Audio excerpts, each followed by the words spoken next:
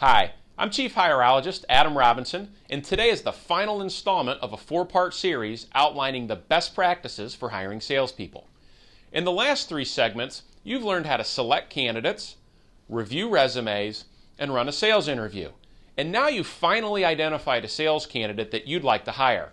In this final segment, we will outline a step-by-step checklist to use before extending that offer letter so you can be absolutely sure this salesperson will bring nothing but success to your organization.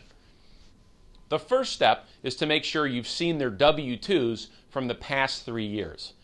When you're hiring salespeople, the W-2 is the ultimate reference check. Why?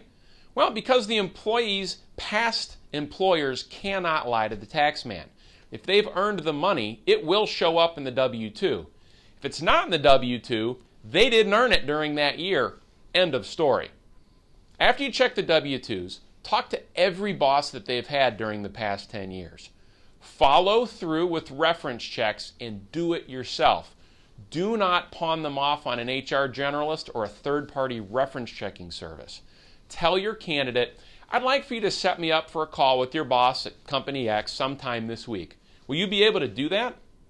Any answer other than sure is a huge red flag. Then what you want to do is give them some homework.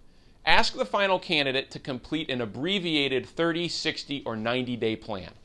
Asking them to put together a plan showing how they'll spend their first 90 days will give you a look into the mind of your candidate. This will help you determine how they think, how they approach a new sales job, and most importantly, how they set expectations for themselves. By asking them to present this plan, you'll also get a chance to see their presentation skills. The last step won't apply to everyone, but it's important that you're not afraid to terminate a new hire. Let's say you've just asked the new employee to complete a 90-day plan, and you've worked through it with them to define expected outcomes. Now, it's up to them to deliver. If they miss their 90-day plan, it's decision time. Perhaps they deserve a second shot, but in most cases you're dealing with a mediocre sales hire, and if you don't cut them fast, you'll be seeing money going down the drain. Make sure your offer letter includes language that specifies the first 90 days of employment are a probationary period, and employment after 90 days is subject to successful completion of the objectives in your plan. A word of advice from us: be safe and double check with your attorney that everything outlined in the offer is up to par with labor laws in your state. And finally, it is imperative to transition from candidate to employee. When that new hire comes in for their first day, don't be that employer who isn't prepared. Have your new employees' business cards ready. Don't make them wait for the IT guy to configure their laptop and telephone extension.